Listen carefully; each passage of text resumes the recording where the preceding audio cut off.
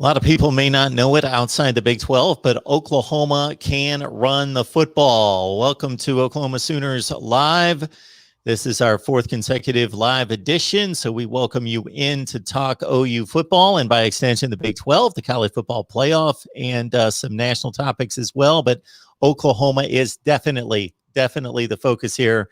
So if you love the Sooners or just love college football and want to keep up with the top brands and the top programs, lock it in here. So this is not a scheduling change, everyone, but we did need to deliver this live stream at Thursday this week, but it's typically Friday at 2:30 Eastern, 1:30 Central. But here we've got a Thursday edition this week with, of course, the guy that makes it all happen, Jason Ray from Last Word on College Football. Jason, how you doing today? Doing good, Mark. Thanks for having me. Thanks for the quick schedule change this week.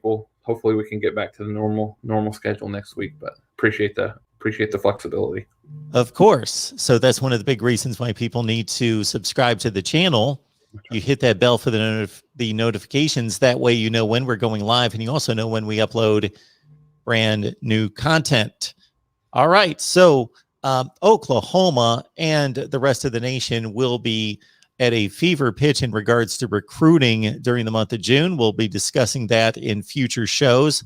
So certainly, as you guys know, leave your comments, your questions, your debate topics in the live chat, and we will address those as we go. But certainly, we will be pouring into the Oklahoma recruiting targets and those visitation weekends coming up in the month of June in the next few shows. For today, our topic of note is Big 12 running backs. Jason has comprised his list of the top 10. I certainly have my list as well, and we will, Jason, dive right into it. Yeah, we were pretty close last week when we talked about the quarterbacks, so it'll be interesting to see how close we are, because running back's a little bit of a different position with so many different, you got too many timeshare situations, especially across the country. So it'll be interesting to see how that looks. But so to kick us off, I have at number 10, I have SaRodorick Thompson from Texas Tech. 600, a little over 600 yards rushing last year. So I'll preface some of my last year statistics, Mark. I know you have the career rushing mark there. So a little bit over 5.5 yards per carry last year, 8 touchdowns, 124 yards receiving out of the backfield. So with Matt Wells kind of going to more of a not as much as a kind of a run and gun type of offense, more of a balanced type of offense. His Thompson's ability will be kind of accentuated a little bit more throughout this year. It'd be interesting to see how that works with Tyler Shuck at the quarterback position for Texas Tech. Thompson would be in a position to maybe improve a little bit on that 610 yard rushing, with Shuck being more of a kind of a dual threat. I mean, obviously he's a pass first quarterback, but can run the ball as well. So does Texas Tech lean more to the running game a little bit this year? So I think when most people look at Texas Tech kind of in the bottom portion of the Big 12, I think mostly because the defense hasn't really caught up to how well the offense has played. Even they're not Patrick Mahomes level, but they're still respectable, certainly from an offensive perspective. So looking at that, I have SaRodorick Thompson here at number 10. I stretched the rules, Jason, if you allow me this. I cheated just a little bit. I went with a tie for 10th place because, as I explained with the quarterbacks last week, my approach isn't necessarily that these guys are going to be the most productive in terms of yards gained. So at the end of the season, where the list is the number one player gained the most yardage and the number two player gained the second most yardage and on down the line, but that I just believe that these are the 10 best players. And so as we will get to a little bit later in your list, 2 of the best players play on the same team. So that's going to compromise their yardage totals, even though they should have very productive seasons.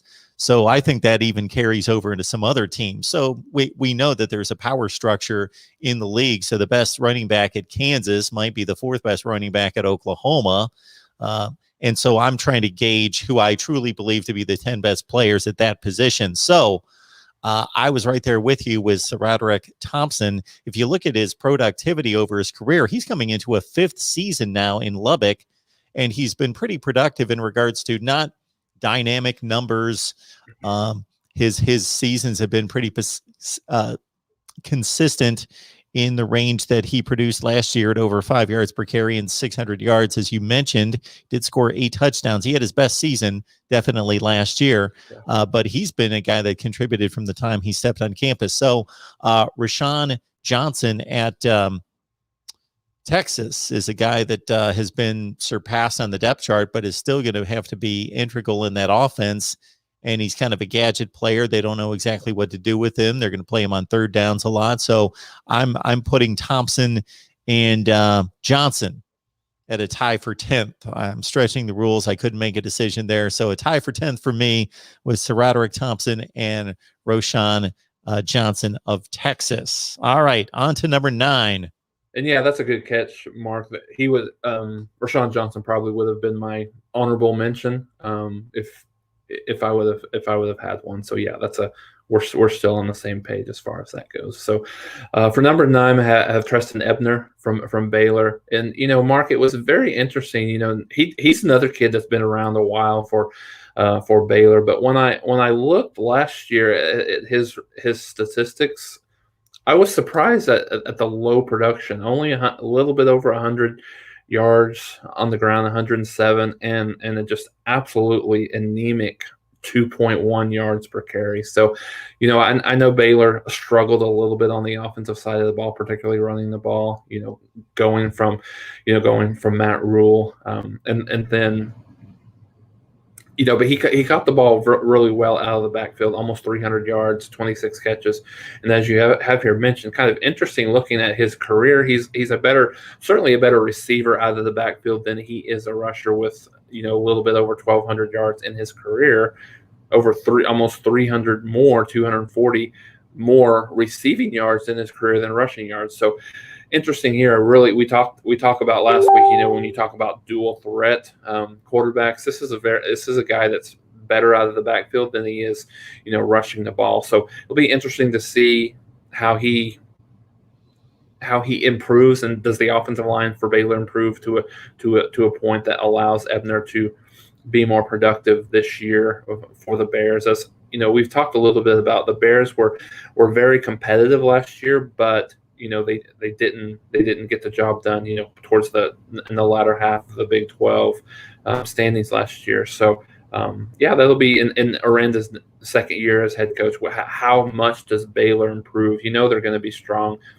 defensively because of what Aranda brings to the table. But yeah, it was kind of one of those things that was a little bit of an eye opener. Like, we're looking at the stats and didn't realize that he was as poor from a yards per carry perspective, because didn't get a lot of carries, but he still got 50, 51, 52 carries on the season. So a decent amount. So, I'm very intrigued to see how Baylor will use him.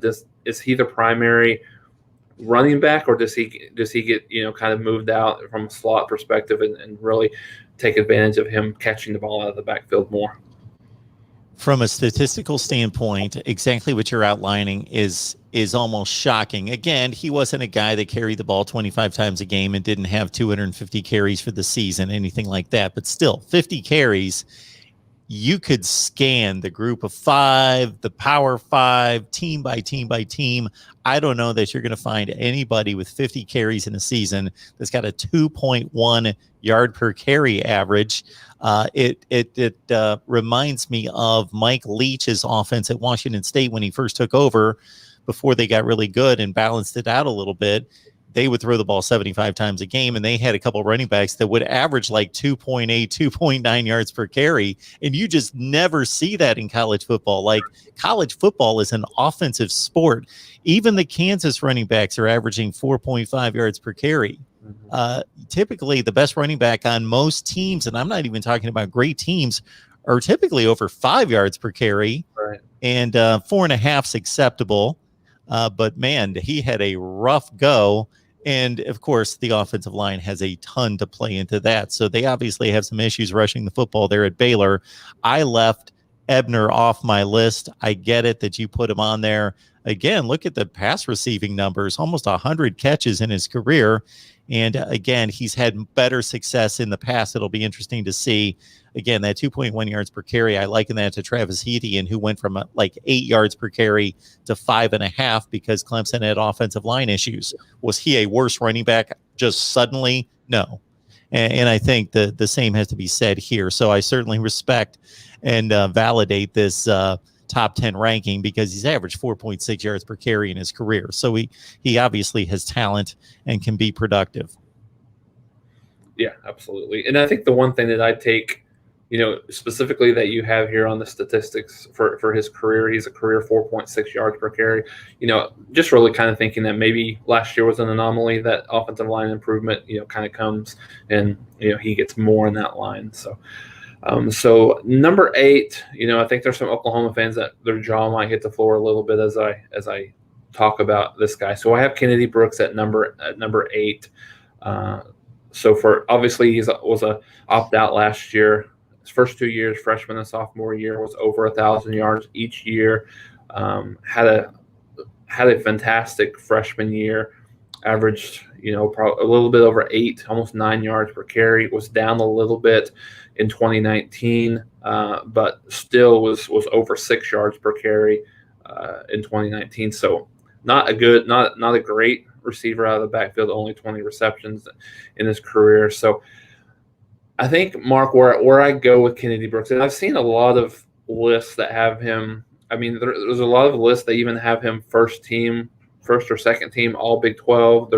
I've seen some things that have him, Kennedy Brooks, as a second or third best returning running back in the country, this past year. I think for me, it's a little bit of there's two things. So I think it's going to be a timeshare for Oklahoma specifically, depending on, how good Brooks returns from that opt-out season. Will really kind of depend on how many carries he gets, in my opinion. Going off the spring game, he looked like a kid that had been off for a year. To me, he looked a little bit slower. He looked a bit rusty in the run game. I think the portion that really kind of goes unnoticed here is what really still puts him in this list for me is the fact that he is a really good blocker out of the backfield, specifically in pass protection. So not sure what Riley will do as far as that. Does he play a lot more on third downs? Is it really more of a 50-50 timeshare situation? But I think, based on him opting out, based on what I saw from him in the spring, I'll have Kennedy Brooks here at the lower than maybe many people would think at number 8. And this is one of the reasons why we do this and analyze the sport and evaluate the players and not just go, okay, this is the stat sheet. Kennedy Brooks has 1,000 yards 2 consecutive years, and just kind of run through and who's got the best yardage totals and who has the best yards per carry and so forth and so on. And you got to give it some thought, some projection. I brought it up last week with Bryce Young over at Alabama. I'm rating him as the best quarterback in the SEC. Has he done anything? No. I'm making a projection. It might be completely off. But so I can respect your thought process on Kennedy Brooks because statistically he's achieved quite a bit at Oklahoma, and you would think that he should be higher on the list. But again, that's why we're here discussing this, is to make projections and evaluations, not just to read off a bunch of stats, because then you can just line it up based on yardage totals. So yeah, Kennedy Brooks, again, the opt-out in 2020 coming off 1,011 yards, 6.5 per carry, and 6 touchdowns the previous season. Those, of course, as Jason has outlined, are career numbers, 18 total touchdowns. All right, on to number 7, as I've got Kennedy Brooks at number 3. Number 3, okay. But you know a whole lot more than I do. I got to tell you, looking at Brooks and Gray, and we'll get to Eric Gray, I believe, at some point, is that, again, I don't have a recollection. I've watched Kennedy Brooks play quite a bit of football. Nothing close to the amount of football that you've seen him play, but right. I've seen him play 5 or 6 games a year for the 2 years that he was a 1,000-yard rusher, and I've seen Eric Gray play. a good portion of football. And I can't really distinguish in my mind that I had an evaluation that one was much better than the other. So we'll see how it plays out. I know how you feel about the running back situation, and we will continue to go through the running back rankings up to number 7. All right, so number 7, staying in the Sooner State here, I have LD Brown from Oklahoma State here. So really, when you kind of look at it for Oklahoma State from an offensive outlook this season, I think off the cuff, you think, okay, they lost Tylan Wallace at their wide receiver position. They lost Chuba Hubbard.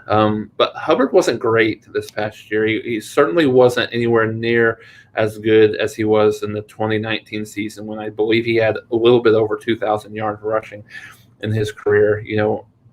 I think some of these kids, are kind of faulted by their decisions and mistakes that they made. But I think he probably stayed in school a year later than he probably should have. But LD Brown was, you can make the argument that he was a little bit of a better running back this past year for Oklahoma State. Again, very much like Oklahoma, this will probably be a timeshare situation with Oklahoma State. Desmond Jackson played a little bit as a true freshman towards the latter part of the year, and was really good in a couple of games for Oklahoma State when they had a couple of injuries. Chuba Hubbard was hobbled towards the end of the season as well. So for LD Brown, as you have the stats here, 821 total yards. I think he had 437 last year. Not a great, not a big receiving threat out of the backfield with only the 10 catches, but he's a guy. I think the one thing that you can say about Oklahoma State offensively is, they're gonna have some guys that are gonna put up some good numbers from the running back position. They have traditionally had really good running backs, going all the way back to, Barry Sanders, Thurman Thomas, and then just all the way through. They've had a lot of good production at the running back position. So don't really see it being a whole lot different this year. The offensive line, still a little bit of a question mark. They weren't great last year. They got better as the season went on. They were atrocious early on and improved a little bit. They've got a couple of spots to replace there on the offensive line. So if that gets solidified, a guy like Brown could go up or maybe even go down a little bit just in terms of his production. But as an individual player, being looking at kind of the 10 best, I feel good about having LD Brown here at number 7. So I'm right on the mark with you with LD Brown, and Chuba Hubbard certainly, as you mentioned, had just a dynamic year 2 years ago. He fell off last year, and there was really no drop-off in production when LD Brown would have to fill in for him. It says it right there, 5.5 yards per carry throughout his career. Very comparable numbers when he was given the opportunity to Chuba Hubbard. And Desmond Jackson, it's interesting to see, as you are setting us up for, that he had no experience going into last season. Then he shows up last year and he averages 5.5 yards per carry on 100 carries. So 547 yards and 4 touchdowns. So they certainly have 2 capable backs who have proven to be productive to go to there at Oklahoma State. And, I'm looking at Desmond Jackson's individual numbers. Listen to this game against Texas Tech. 36 carries, 235 yards, and 3 touchdowns. So they needed him that game, and they just kept giving it to him. And then he followed up with 29 carries against TCU for $118 and a touchdown. So he got basically his entire productivity and workload in 2 games where they really needed him, with LD Brown on the shelf against Texas Tech and TCU. So he pulled through. So Oklahoma State in great shape. They don't necessarily have an All-American at running back, but they have 2 very capable guys who have carried the load. Yep. Yeah, absolutely. And just like Texas with Roschon Johnson, you could certainly make a case for him for Desmond Jackson being in this top 10. But just a very limit, to your point, Mark, in terms of his production, very limited in terms of the number of games that he had. So at number 6, I have Zach Evans for TCU. So Evans is a kid, maybe one of the best recruiting pickups for TCU. So very, very odd process for him going to TCU. But he's a kid, specifically when you kind of look at the stats, in very limited time last year as well. So, but when you look at 7.7 yards per carry, that's something that kind of pops off the page to me looking at that. And so this kid has all the talent in the world. It took him a while to kind of get acclimated to, to Power 5 football. But once he did, I think later in the year, he kind of took off and, didn't have, like, as you could obviously tell here, I don't have his number of carries that he had right in front of me, but 415 yards and 7.7 yards per carry. So didn't have a lot of opportunities. So, if you put that through a normal, season, 150, 200 carries, then he's, clearly, has the opportunity for to, have a 1,300, 1,500 yard season this year. So there's a lot to like about TCU this year. I think they're probably a team that you could kind of consider to be a dark horse team that could kind of compete in the Big 12. It's all kind of contingent on that quarterback play, as we talked about in the past. Very much like Baylor, the defense is probably going to be there for a Gary Patterson team, but they've not really had a running back of the caliber of a Zach Evans. So I think he's a kid that we could come back at the end of the season, Mark, and this guy could be a number 2, number 3 guy with what he brings to the table athletically, strength, vision wise. As Jason outlined, Zach Evans is the type of recruit we don't typically see make a decision to go to TCU. He was the number 2 rated running back in the country in his class, and then the number 1 rated player in the state of Texas. Mm-hmm. And again, he was a top 15 player, regardless of position in the country. So he is loaded with talent. They really didn't give him the ball for the first 3 or 4 games of the season last year. Then he busted out against Baylor for 7 carries, 81 yards. Texas Tech, they gave him the ball 10 times. And by the end of the year, Kansas, 12 carries, 100 yards. Oklahoma State, 10 for 34. And then the final game TCU played last year was against Louisiana Tech. He went 7 carries for $130. So I think that works. 2 touchdowns at 18 yards per carry. So 7.7. Again, the sample size is small, but Zach Evans with tons of talent.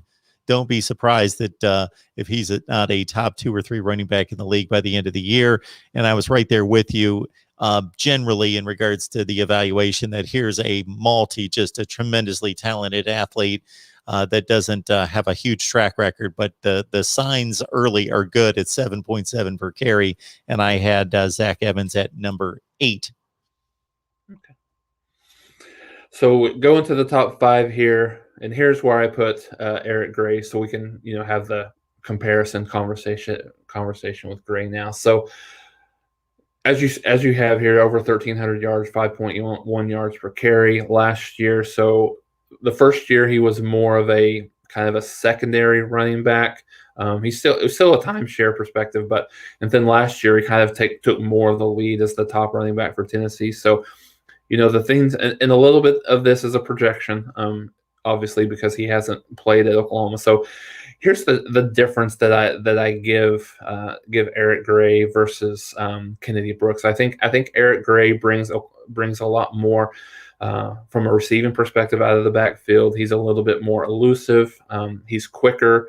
He's more of a one cut and go guy than Kennedy Brooks, who is a little bit more patient, has really good vision, waits for his blocks to kind of come through, and then certainly he makes his moves. So I think Mark, a lot of this is contingent on how good Kennedy Brooks is to start the season. Does he still look rusty come September 1st? Is he still a guy that's, maybe even a step slow? I mean, I've heard some rumors. Of course, this hasn't been found to be true yet. But I've heard some things that possibly Kennedy Brooks was looking around from a transfer perspective earlier, a couple of weeks ago. So haven't heard anything. So I mean, that's not necessarily why I put him here. Put Eric Gray ahead of Kennedy Brooks. I just think in terms of Oklahoma's offense, I think you'll see Eric Gray more kind of in a Joe Mixon type role where, he's as good out of the backfield receiving the football that he is running the football. And then, also the production that he put up at really a bad offensive team at Tennessee over the last couple of years, and just what I saw out of him, both catching the ball out of the backfield, running the ball in the spring game, is what what really put Eric Gray at 5 and Kennedy Brooks at 8 for me. But it kind of remains to be seen.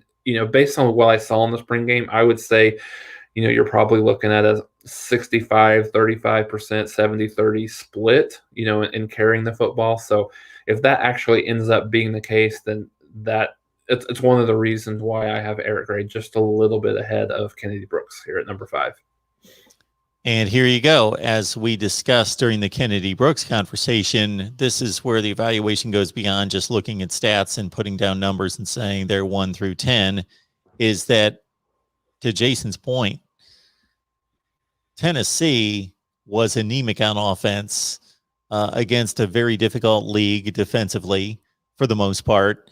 And in addition to that, I got to think that Eric Gray in the Oklahoma offense, with the threat of the pass being what it is, Tennessee got to a point in the last couple of years where they did build up the offensive line to where it was much better than it had been. And he and Ty Chandler were 2 top running backs. But the threat of the pass, the Tennessee passing attack has been right near the bottom of the SEC during Eric Gray's time. Defenses could just gang up on the run, just focus on him and Ty Chandler and stop the run because the threat of the pass just wasn't there. So that's just a huge disadvantage. And still, that being the case, he went at some pretty formidable defenses last year. Missouri, 16 carries for $105. Kentucky, 24 for 128. Arkansas, 31 for 123. Like, he will carry the football for you. He's not afraid to carry it 31 times against Arkansas, and against an Auburn defense that was pretty first rate, 22 for 173. So he's played in some big games against some pretty heavy hitting opponents, and he's able to get the job done, even again without the threat of the pass when the defense is ganging up on him. So it's going to be exciting to see what Eric Gray can produce in an Oklahoma offense. Yeah, and as you mentioned, Mark, I think obviously it goes without saying that Oklahoma is certainly going to have a better offense than what he experienced at Tennessee. But exactly how good the passing game is for Oklahoma will be dependent on how good he can be from a running back production perspective. But given what Oklahoma has from at a quarterback with Spencer Rattler, and then the receiving group that Oklahoma has, can take a little bit of the pressure off of the running game. So I think that point is well taken. So at number 4, I have Letty Brown from West Virginia, and really one of the more productive running backs a year ago out of the Big 12 for West Virginia. Had over 1,000 yards rushing, a little bit over 5 yards per carry. Certainly his best year that he's had in a Mountaineer uniform last year. Very much kind of the same conversation when you kind of look at offensively what Neil Brown is bringing to West Virginia is very similar to what Matt Wells is bringing to Texas Tech, looking to be a little bit more balanced. I think there was a little bit of a misnomer out there just on Dana Holgerson's offense, that it was more of kind of a pass first offense, but he was a little bit more balanced, but they're a little bit more physical now in the running back in the way they attack defenses. So Letty Brown is a guy who I think West Virginia will rely on a little bit more, even more so. This next year, they were a very conservative. They don't throw the ball down the field a whole lot, so I think they rely on his ability to, kind of pace that offense from a running game perspective. So, there's some questions. I kind of went back and forth 4 through 6. Could easily have put Zach Evans here, but just based on the production that he's had, almost 2,000 yards for his career at West Virginia, I've got Letty Brown here at number 4. Letty Brown with, let's see, 2, 4, 5 100-yard games last season. A lot of productivity across the board against some decent opponents. And again, the yards per carry is strong career-wise at 4.6 and much better. Again, as you mentioned, had his best season with over 1,000 yards in a truncated season. So Letty Brown ready to break out for West Virginia. I had Letty Brown at 6. All right, we're up to number 3. Number 3, I have Deuce Vaughn. Almost said Deuce McAllister. Deuce Vaughn from Kansas State.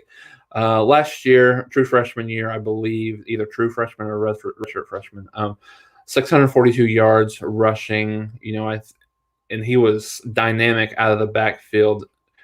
I mean, if you turn back the clock and look at the early 2000s in Kansas State, and then you look last year, I don't really think you see a whole lot of difference between Darren Sproles and Deuce Vaughn. It looks kind of, interestingly enough, very much the same.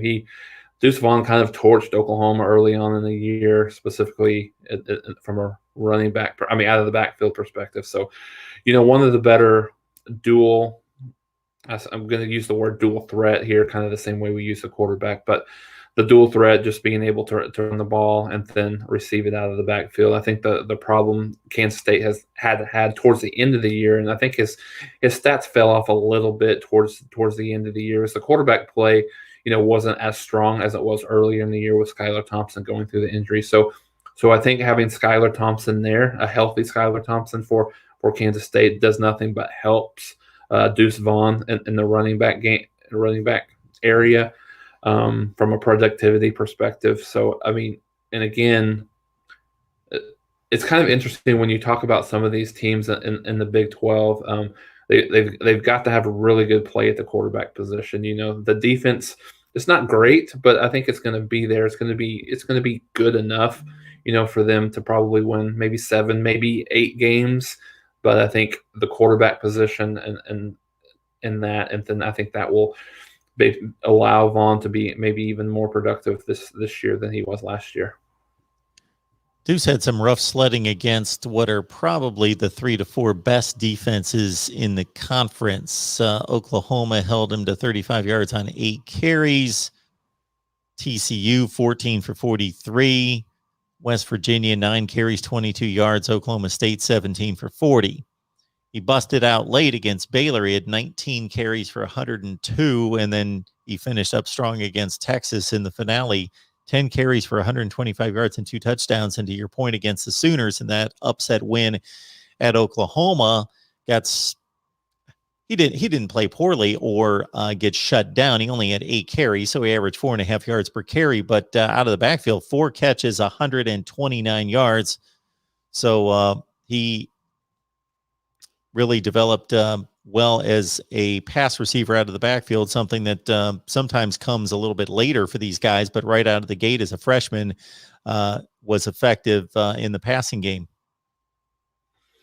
Yeah, absolutely. And I remember, and I know Oklahoma fans remember how good he was coming out of the backfield, specifically late in that game against Oklahoma. So as we go to the top 2, Mark, very similar to the quarterback. To me, I feel like these 2 kids are clearly the best 2 in the conference. So at number 2, I've got Bijan Robinson for Texas.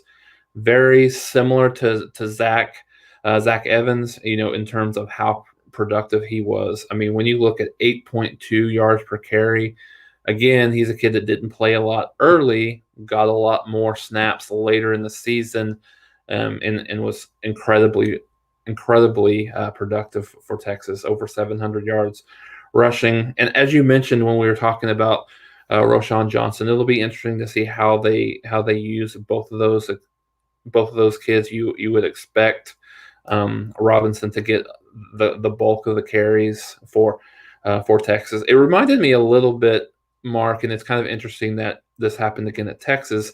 And again, I'm going back years ago, 2001. Cedric Benson. Cedric Benson was a true freshman at Texas. Did not play hardly at all early on in the season. After after Oklahoma beat Texas 14-3, didn't get a lot of carries in that game. He became kind of the featured back for Texas later on in the year, and then certainly had a really good career for Texas going forward. I see the same thing for Robinson. Really good running back, great vision. He's got the size, got the strength, catches the ball pretty well out of the backfield, as you have here, almost 200 yards receiving a year ago. So, I think Robinson is a guy that can be a 1,500, 1,600 rushing yard kid for Texas next year. Yeah, Bijan Robinson's a guy that had all the big programs after him. He was a top 3 running back in the nation. And I know that he took quite the spill. I think it was the opener against UTEP. If you check out the video, it's just, wow, he was just dumped on his head and really struggled with that injury for a couple weeks. That kind of slowed him down. It didn't necessarily take him off the field, but I know Tom Herman wanted to be extra cautious. And then once he got healthy and got into gear, my goodness, he got rolling here. I was going to pull up the game by game numbers, but you see it right there, 8 yards per carry in all conference games. So it's not like he's, hitting up a couple FCS non-conference games for, 18 yards per carry to puff up the stats. He didn't carry much against UTEP, Texas Tech, and Oklahoma. Then he got more action against Baylor, and then turned into a double-digit carry guy the rest of the season. They didn't overwork him, but in that 12 to 15 carry range for the rest of the year, culminated with 9 carries for 172 in the regular season finale against Kansas State with 3 touchdowns, and then against Colorado, 10 carries for 183 yards. So, Bijan Robinson is just has the potential to be a dynamic player, as you mentioned, in that 15 to 1,600 yard range. But I guess we're moving on to a guy that's already proven to be that guy. Yeah, and I think, honestly, there's not a lot of difference when I look at, obviously with Bijan Robinson, you're looking at, what we project that he could be, and then with our number one guy, we look at what he has done last year. So number one, I have Breece Hall. 2 years was really a couple of years ago. Didn't start the season, came on late, still had a really good year, over 800 yards rushing for Iowa State. And then last year just had a phenomenal year. A little bit over 1,572 yards, 21 touchdowns from rushing. Had another 23 catches for 180 yards. He's a guy, I think he could make an argument he's the best running back in the country. I know there's some other guys out there, but he's a guy to me that obviously if he would have been eligible, he would have went to the draft last year. But he comes back, got a great offensive line, got a good quarterback, got a lot of weapons at the wide receiver position to kind of help him out. Oklahoma actually handled him pretty well in the Big 12 championship game, but still was really good. Just kind of looks the part. He's a guy that he looks like a really good running back. So wouldn't really expect much drop off out of him this year. Of course, you never know what will happen, injuries and things like that. But I think he's a guy for me it was a pretty easy number one pick, at least from my perspective. To have him based on the productivity that he's had and what they have coming back around him that will help him just be just as good as he has been in the last couple of years. Like you, Jason, I didn't give a whole lot of thought to the top 2, and then didn't even give a whole lot of thought to number 1, just because of the experience difference and the productivity. You got to go with the guy that's already shown that he can do it week after week after week. And so both of us have Breece Hall at number 1. Both have Bijan Robinson at number 2. Jason goes with Deuce Vaughn at 3. I've got Vaughn at 5. Jason has Letty Brown at 4. I've got him at 6. Jason then has Eric Gray at 5. I've got him at 4.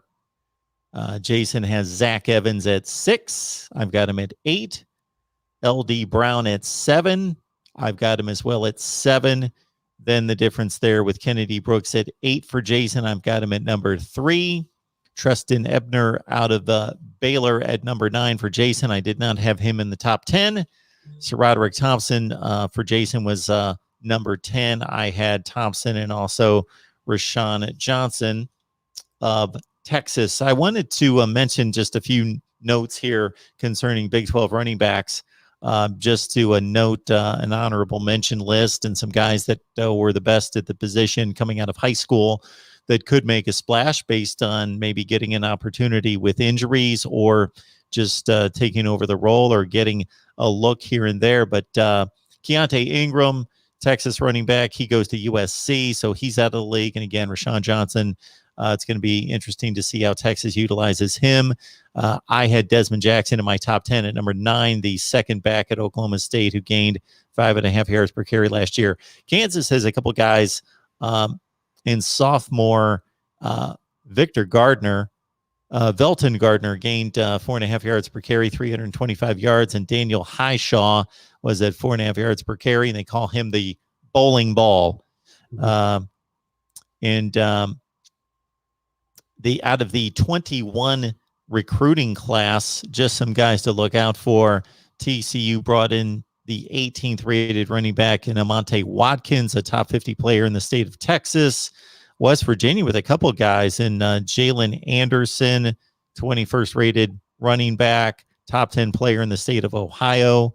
Justin Johnson, top 30 running back, top 10 player in the Illinois. Texas with Jonathan Brooks.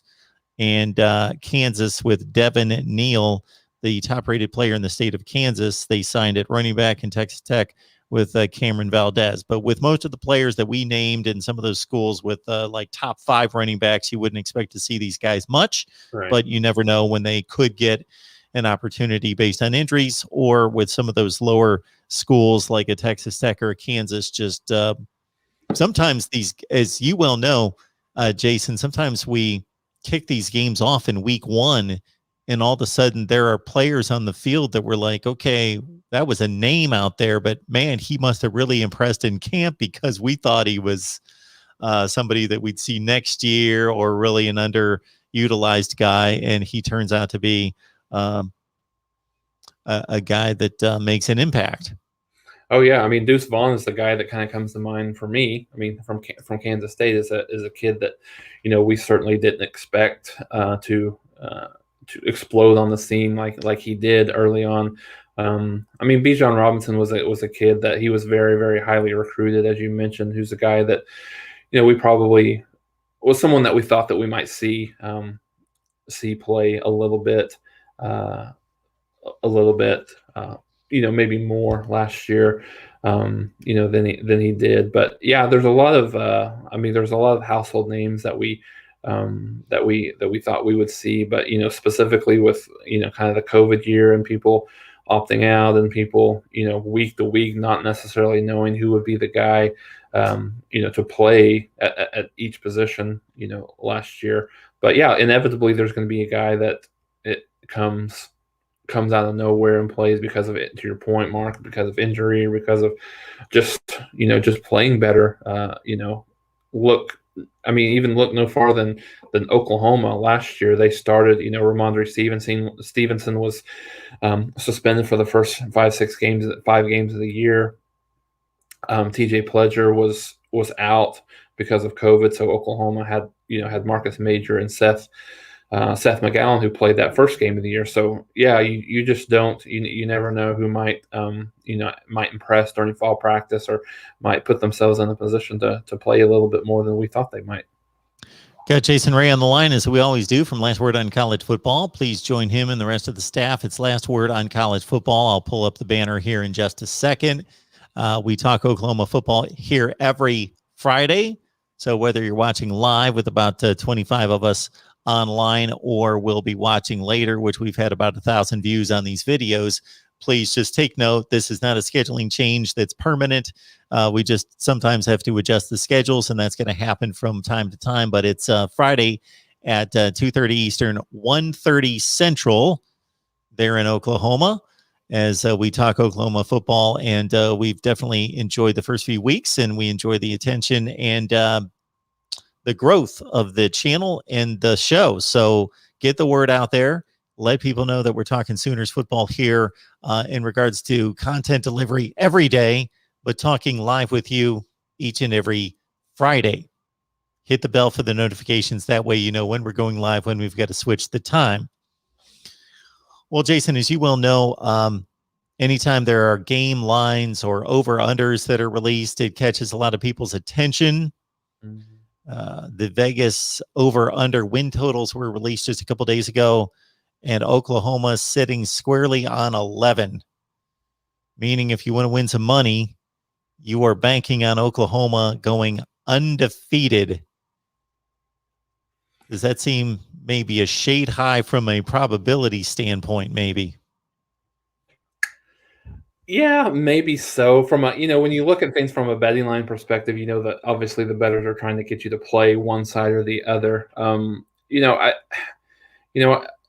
think it's tough to kind of talk about, Oklahoma has not, it's been a while since they've been undefeated through the regular season. They've really, so if you bet the over, obviously on there, you're betting on a 12-0 season, and you're betting on, Oklahoma not having that slip up. And I think that's one of the things, we've talked about Oklahoma a lot. I think one of the key things, for Oklahoma is really, and this is a lot on Riley, and Riley mentioned this a couple of times, several times through the season last year, and even early on in some of his spring comments, is, having not taking their foot off the gas and having a little bit more of a bigger, killer instinct in terms of, because there's games against, obviously Kansas State last year, Kansas State the year before. They've had some losses, some to Iowa State, some a lot inexplicable losses during the regular season that they shouldn't have had. And, credit to them, every time they've been able to kind of overcome that. So if you're, certainly you're betting on Oklahoma being in a position to, overcome some of those pitfalls that they've had in the past. So, I mean, when you think about it, Oklahoma's probably going to be, well, not probably, they're going to be favored in every single game that they play this year. I think they'll probably fairly significant favorites in every single. When you think about, I think the line for Iowa State was like 8, I think, and the Texas game was like 11.5. I mean, right now, when you look at it, probably there's only one game that they will actually be a single digit favorite on. So, I mean, coming into it right now, obviously things change as the season goes through, but I think when you're looking at it on paper, you would certainly expect Oklahoma to to get to that 12, to get to those 12 wins, to make it to the over. But how much do you trust them not to drop a game at some point in the year? And we've talked so much about the playoffs and how it's the same teams over and over, but I think it's really important this season for Oklahoma from a matchup perspective.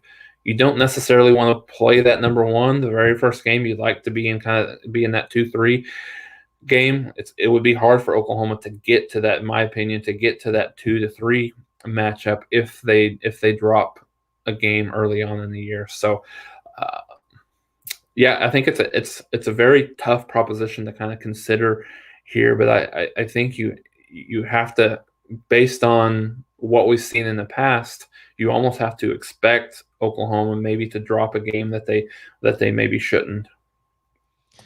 If you look at college football year to year, there's typically 1, maybe 2. I think a few years ago we had 3 undefeated teams. So it's extremely difficult to go undefeated through the regular season.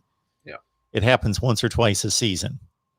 Alabama was the only team to do it last year. 2019, we had LSU, Clemson, Ohio State in the regular season undefeated and through their championship game. So 1, 2, 3 teams at the most go undefeated.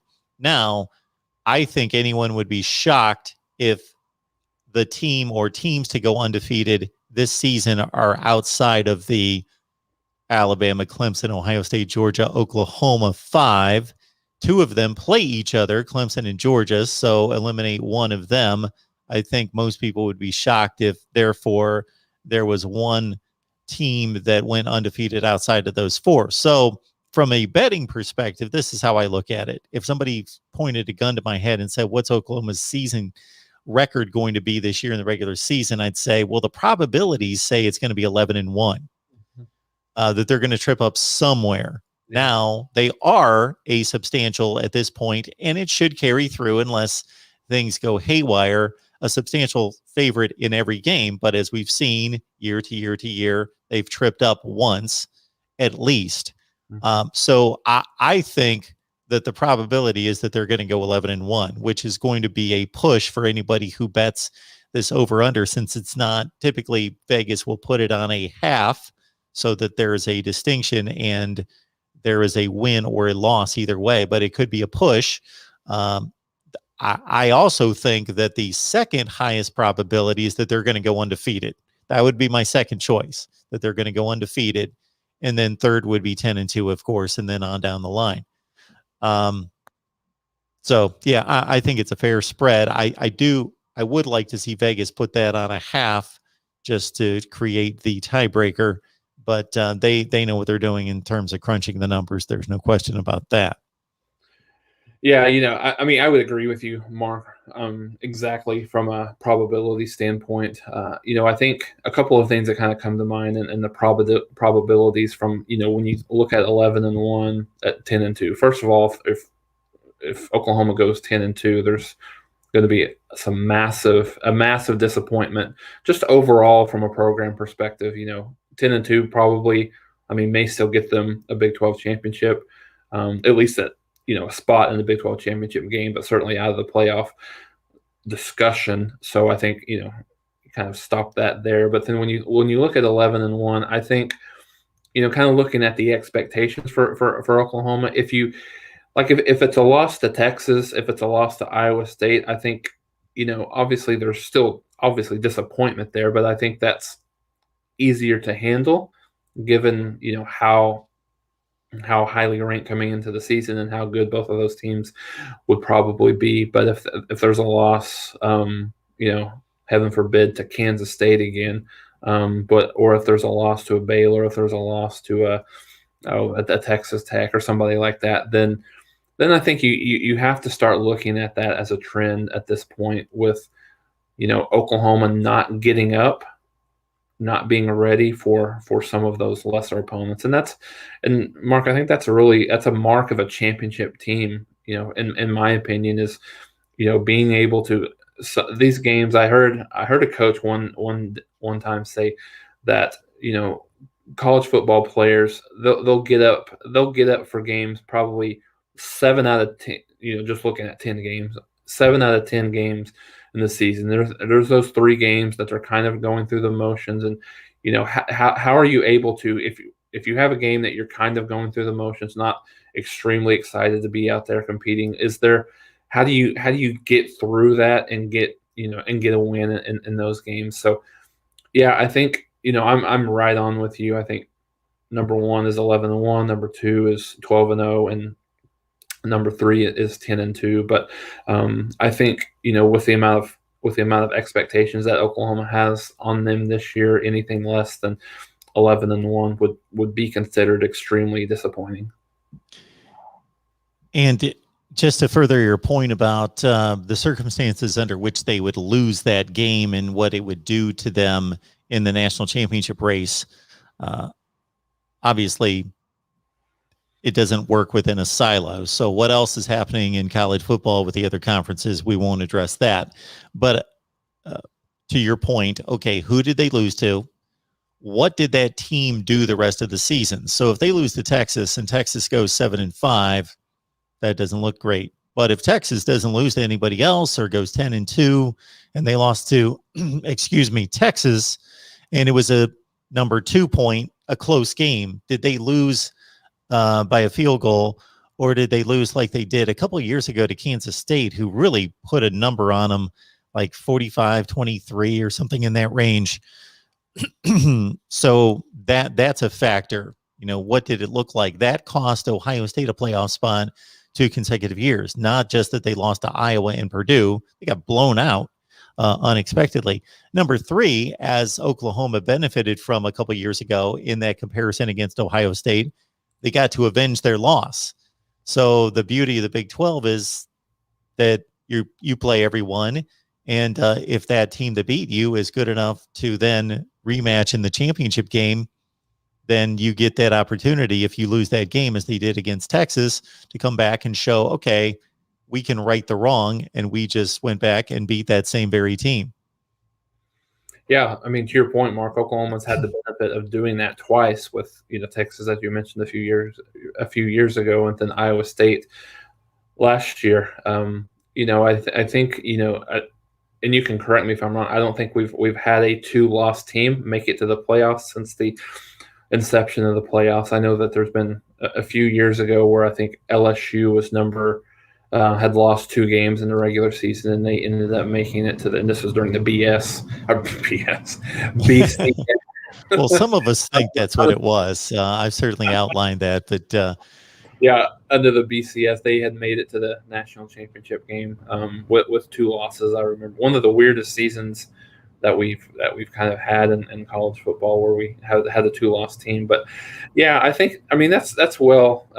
That point is well taken. I think you see a team like that have the opportunity to avenge their loss is a good opportunity to get themselves back into that conversation for the playoff. But I think it's a maturation for a team that many believe that this is the best overall Oklahoma roster that they've had since the early 2000s. When you talk about offense and defense and people, what they've brought back and what they've brought in from a transfer portal perspective. Yeah, and also keep in mind that people will note that a 2-loss team has never made the college football playoff, but we had one particular year in which we know that a 2-loss team would have made the college football playoff. So that was 2017. Auburn had 2 losses. They were in the top 4 with 2 losses. They lost the SEC championship game. So they were securely in the spot, and then having defeated another top team, we know that they wouldn't have been dropped out of the top 4. So it can happen. It's very unlikely. It hasn't happened in 7 years, but there was a scenario in which it was right there for Auburn to take it with a 2-loss record into the playoff. So yeah, I'm rooting for chaos. We've had that conversation a few times here recently, and you would like to see some I took calls last night, Jason, and this is the only way I can really frame it is we were talking about the excitement of game day on Saturday, and just that college football, in my opinion, can't be replaced. It just can't be topped. That Saturday from noon till midnight of just, it never disappoints. There are games across the country that are just ridiculously entertaining, and they're crazy and they're great. And then you add in the pageantry and the cheerleaders and the bands and the traditions and the rivalries and all of it, the spectacle, and then the play on the field. It's not the NFL. It's not the top level. There's no comparison between the NFL and college football if you're just looking at which game is a better game, just sheerly on the field, who makes less mistakes, who's better. Well, sure. that can't be debated because there's only this portion of college football players that move on to the NFL. The quality of the play is better in the NFL. But if you're just talking about sheer excitement and then everything that surrounds the game that makes it even more exciting, there's something to be said about the unpredictability of college football, that the players aren't quite at the level of the NFL players, that makes it even more exciting. There's more craziness that happens because they're not as good. But the 2 knocks I have on the sport is that, again, we've gotten into this place recently where that didn't exist for years and years and years. I produced 3 videos this week where I tracked where did the national champions start? Where were they ranked to start the season? Mm-hmm. Well, in 15 of the last 17 years, and all 7 playoff years, it was the top 5 in the nation. It was pretty predictable. Right. That didn't occur back in the 80s. We had unranked teams winning national championships and teams that started 18th and 22nd winning national championships. And then taking it the opposite direction, I looked at number 1 and number 2 preseason teams and where did they land? Mm-hmm. And again, you see this obvious trend during the 80s, especially, where there were a lot of preseason 1 and 2 teams dropping to 16, 18 in the country. Well, you never see that now because they're the same teams over and over and over, and they're finishing in the top 4 in the country. So I would like to see that. I would like to see, pardon me, Oklahoma fans, you're going to hate me for this, whether it's Iowa State or whether it's North Carolina or Texas A&M or Iowa, Wisconsin, somebody in the Big Ten, somebody break through and break this up a little bit. Or it would be tremendous if we had like 2 teams break through and really shake it up a little bit. Not just have one get in as the 4 seed and lose by 4 touchdowns and get bounced, but shake things up a little bit. And then the other thing is, unfortunately, while college football during the regular season doesn't disappoint, the playoff games and the better games, or what are supposed to be the better games, the bigger matchups, have routinely disappointed. Yeah, they have, Mark. And I think, it's very interesting that I couldn't agree with you more on every single point that you made here. It's kind of interesting, kind of going back to your first point, really kind of talking about the game. I know that me and you and, college football fans across the country are certainly skewed in our view. But, it's kind of interesting. It was a conversation that my father and I were having, the other day about just sports in general. Like we're both really big sports fans, football, basketball, baseball, softball, like all across the board.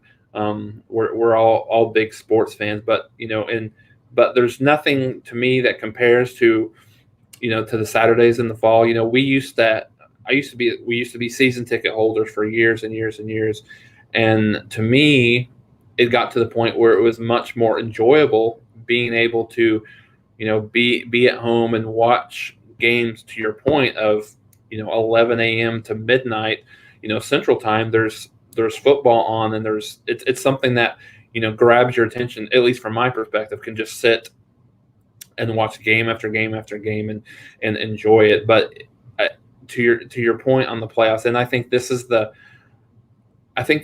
like about the only logical reason that I can see against expanding a playoff is the playoffs we're already seeing tons of blowouts, and there's not always a ton of competitive games, especially in the one versus 4 or 2-3 matchup overall.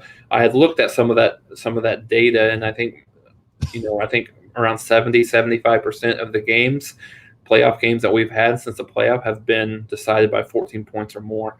So I think when you see that, the thought of expanding the playoffs, that's the only kind of deterrent that I've seen that could be logical. But exactly to your point again, Mark, we're seeing the same teams over and over and over again. We mentioned the top 5: Oklahoma, Alabama, Georgia, Clemson, Ohio State. Obviously LSU's been there. We've seen Florida State there. We've seen Oregon there a couple of times. But we've seen Washington there. Trying to think if there's anyone I'm missing here that's been in the playoffs. Michigan State. Yeah, that's right, Michigan State. But by and large, there's not been more than 10 or 11 teams that have made it to the playoffs. So expansion really kind of allows that to happen. You get more opportunities. And we've talked about the mid majors, a group of 5 folks that really they don't have the stars have to align for them to make the playoffs. They don't have a really, obviously not a clear path. They don't have hardly any path at all. So I think being able to make that, and I'm with you, kind of minus the Big 12, but I mean I'm with you across the country. I think it would be exciting to see that. But we've talked about you talked a little bit about bets here. So let me just kind of throw one at you here from kind of a Power 5 perspective minus the Pac-12.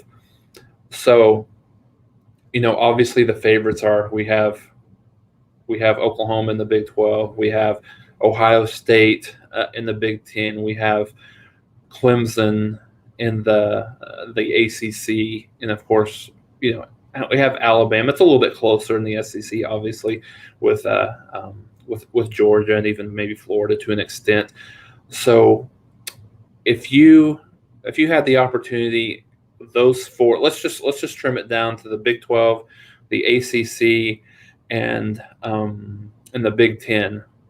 What percentage of a chance would you give anybody except Oklahoma, Clemson, and Ohio State winning that conference this year? I think Clemson has the tightest grip of the three. I think they have in the past, and they continue to. North Carolina's on the rise. Miami's decent, but Notre Dame was distinguished as the second best team in the league. Like, it wasn't even that close that Notre Dame was the second best team in the league, and then they got blown out by 4 scores in the ACC championship game when everybody was healthy. So I have the most confidence that Clemson's going to win the ACC, because I believe that the ACC is the weakest of the conferences. I think Iowa State's a formidable foe for Oklahoma. They're still a decided underdog, but they're formidable.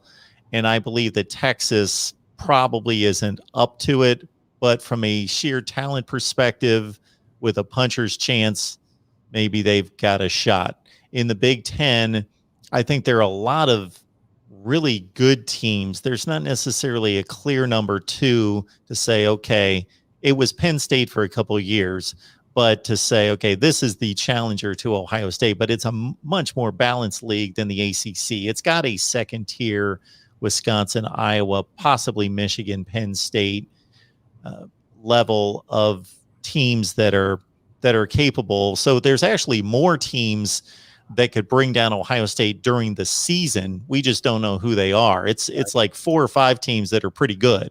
They're like top 15 type teams. So I think that exists in the other 2 leagues.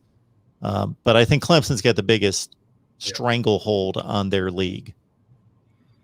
Yeah, no, I would agree completely. And then we've, in a couple of questions that we've had here. So specifically when you go back to Oklahoma, I think a big differentiator this year versus some of the last few years is strength of schedule, right? So this year, Oklahoma probably, you have Texas and you have Iowa State that's going to be ranked.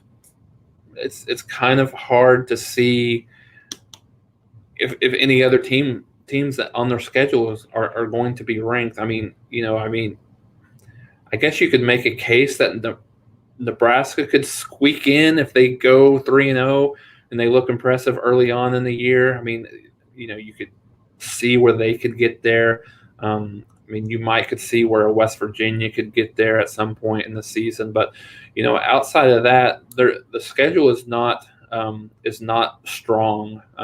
It's not formidable. There's not Ohio State there. There's not Houston a few years ago when they were really good, ranked in the top 25. They don't have a strong power kind of going into the season. So, maybe that makes a little bit of a difference in terms of what Oklahoma's been able to do in the past to kind of counteract that one loss to make it to the playoffs. And then the other thing that I kind of wanted to make just a quick comment on, Mark, if I could, is that there was a kind of a question around, more, or a comment made about, more runner-up trophies. And I think, and I'm not saying that that's incorrect, but I am saying, when you look at an eight teams, or what I've seen 8 teams and 10 and 12 teams, possibly being floated around from an expansion perspective. But I think it's more about the opportunity that some of these teams would get versus what's there now. The mid-major, that's more of a basketball term, the group of 5 folks. We talked about, like, Cincinnati is a team that they have the opportunity this year, but it only aligns, it only aligns ever so often for a group of 5, and it always is depending on how tough of a non-conference schedule they have. With a team like Indiana and with a team like Notre Dame, you look at you look at those two teams where they're kind of projected to be. If Cincinnati is able to win those games, and I believe both of them are on the road, then certainly that's a big opportunity for them. But if they happen to lose one of those games, like, doesn't matter what else they do, they're out. And and even looking at the Pac-12 to some extent, right? You got a team like I think Oregon or USC are probably certainly the two best teams, or most likely to make it to the to win that league. But does a Pac-12 team with one loss, do they make it to the playoffs versus looking at like an Oklahoma or a Georgia or a Alabama or whoever that might be with with one loss? Obviously those teams are going to get in over a Pac-12 team. So like even at that league, even with it being a Power 5, they have to have some things kind of go their way to make it up into the playoffs. So I think it's just more about opportunity and allowing teams. I mean, it's one of those things, Mark, when you think about going into a season knowing that you have very little or sometimes even no opportunity, no matter what you do, to play for a championship. So I think for me, that's the biggest argument that I have against keeping it the way it is. Yeah, if we played 10 more years of the playoff, and let's say we extended it to 8 or 16 tomorrow, and over the next 10 years, we still had the same 4 or 5 teams competing for the national championship, winning all the playoff games, I would still think it was worth the expansion. And this is why. It's exactly what Jason's talking about. It's about opportunity. So right now we have a sport that's built largely on perception. So you mentioned the Pac-12. If the Pac-12 goes out and takes care of you can't expect a league to go out and win all its non-conference games and just totally change the narrative and win all its non-conference games. Let's say, reasonably speaking, the Pac-12 plays better out of conference than they have. The Pac-12, we go into this season where in all other sports, the objective results on the field dictate who makes the playoffs, not, well, we don't think the Pac-12's that good, so they're going to have to prove it. Well, how can they prove it? They only have a limited opportunity. UCLA's playing a game against LSU. Well, LSU may be an 8-4 team. Right. There's just limited opportunities. So you got to fight through all this perception that happened in previous seasons that should not come into play or be taken into consideration. Number one. Number two, that there's less number of games played in college football than in any other sport. These leagues play only 3 to 4 games outside the conference. Most of those are taken up by group of 5 and FCS games and bottom of the league Power 5 matchups. There are very few non-conference games in college football that give us results that we can make some type of evaluation on. Therefore, these leagues play in silos. Mm-hmm. So every league should be represented in this playoff. I don't care how bad we think they are. I've been hearing for the last 3 or 4 years that the Pac-12 is so awful and we get killed in the playoff. Mm-hmm. Well, the only 2 examples we have is that Oregon made a playoff the first year and they advanced to the championship game. And Washington went 2 years later in 2016 and played a pretty respectable game against Alabama. It was a 10-point game in the fourth quarter. They weren't up to the challenge. They weren't that good, but they were playing the number 1 team in the country. Yeah. That's all we have out of the Pac-12. They've shown up twice and they've proven to be pretty respectable. But all we've heard over the last 3 or 4 years is that they're going to get blown out, so leave them out. Yeah, no, I mean, you're absolutely right. No, I couldn't agree with you more, Mark. And I think that one of the arguments that you hear about expanding the playoffs again is watering down the regular season. And for me, when you look at all sports, even when you're looking at professionally versus collegiate, and when you're looking at all the different sports, I think, and of course, like you, I'm sure you're biased as well, but I think the college football has the best regular season of any sport, and I don't really even think it's particularly close. I think it's the most exciting. It's the most, it's the most pressure packed, season. When you think exactly to your point about the Pac-12, like a lot of those teams, when you're looking at from the upper echelon of the Pac-12, specific. I think USC. I think we would agree. USC and Oregon are probably the prohibitive favorites going into the season.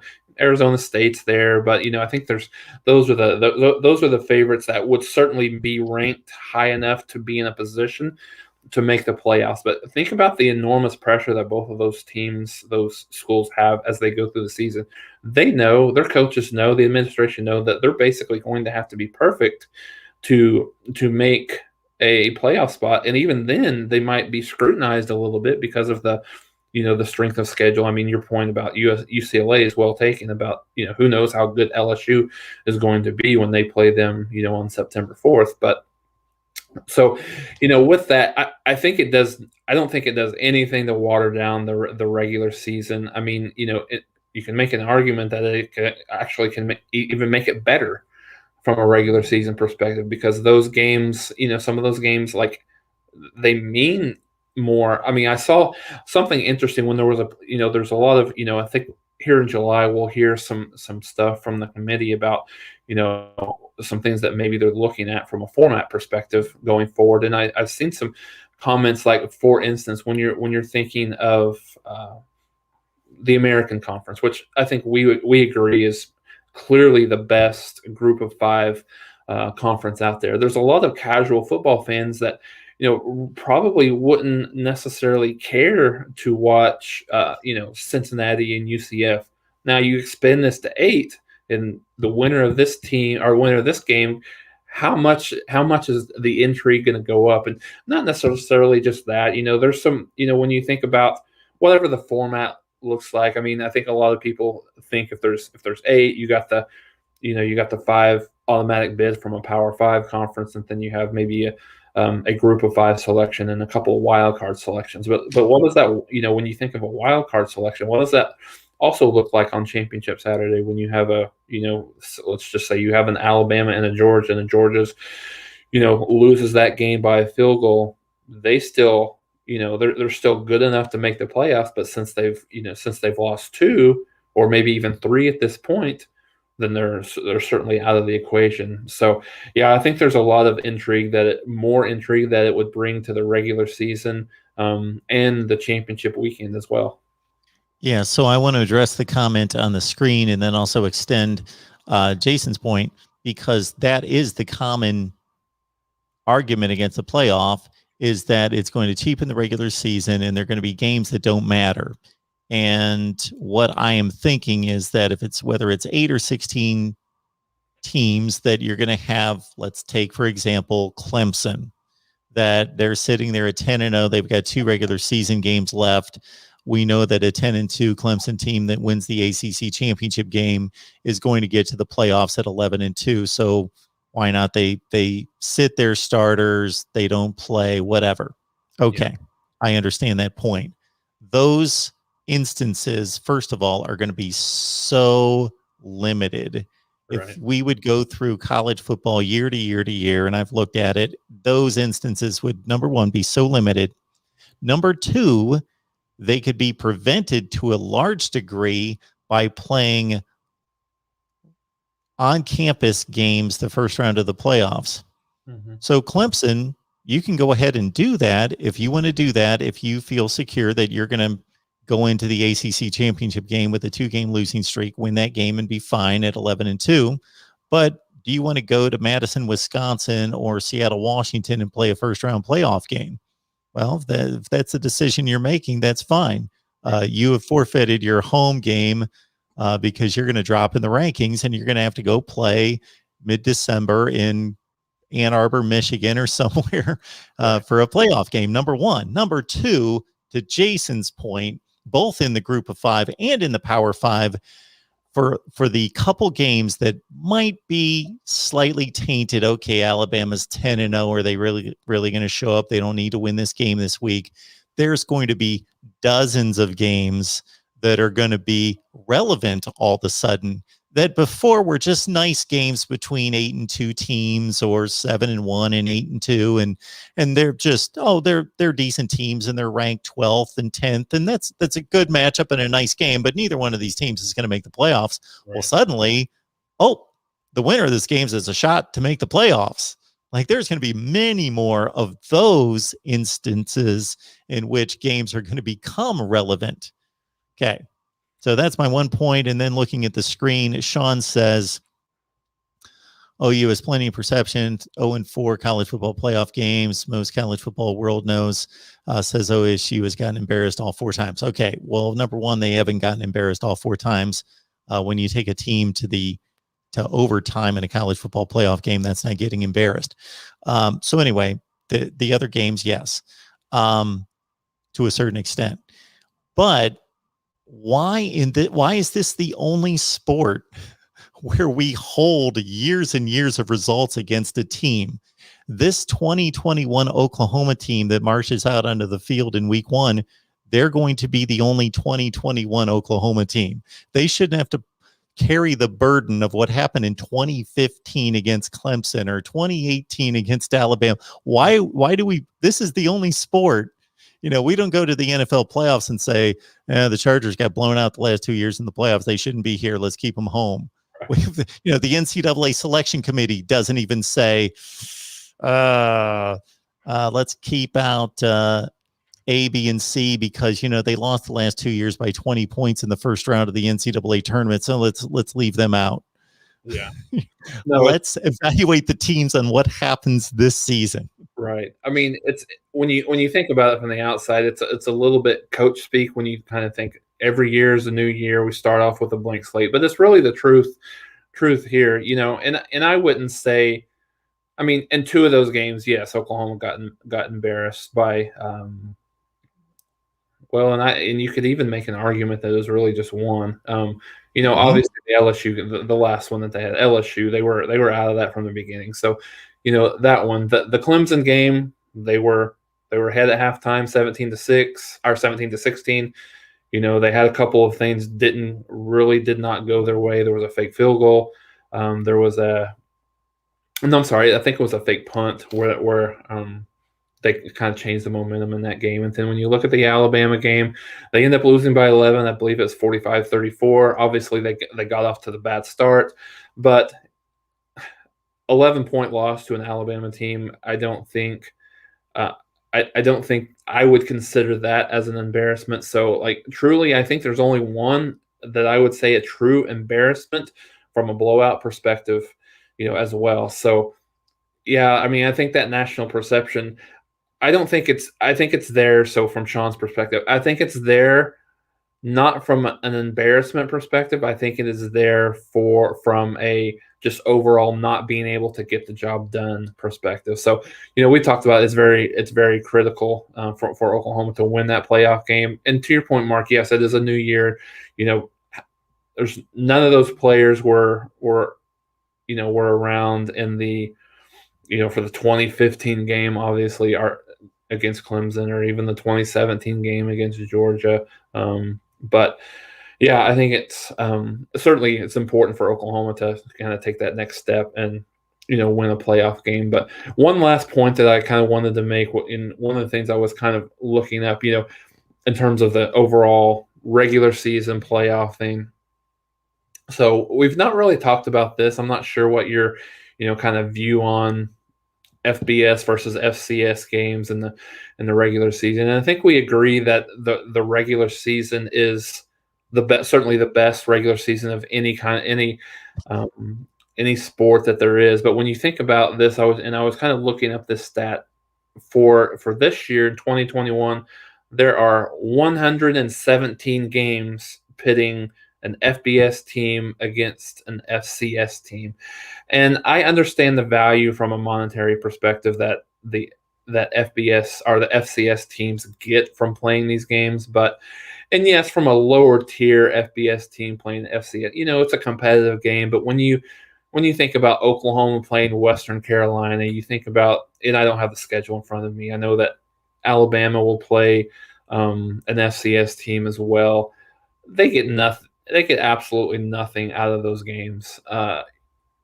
So one of the things that you could look at, if you have an expansion, you could kind of get rid of some of these FBS versus FCS teams, early on in the season, and you could create more marquee matchups when there's not as much pressure on.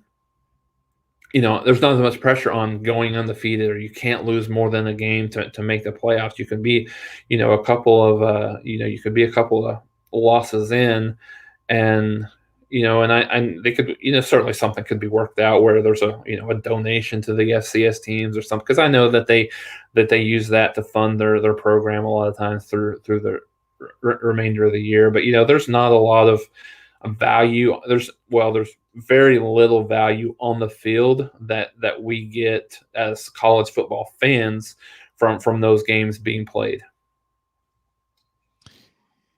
Yeah, so I truly back up much of what you just had to say. I am running up against it in regards to time, but I've certainly outlined what I would do with scheduling, which would be to make it equitable and create better matchups across the board.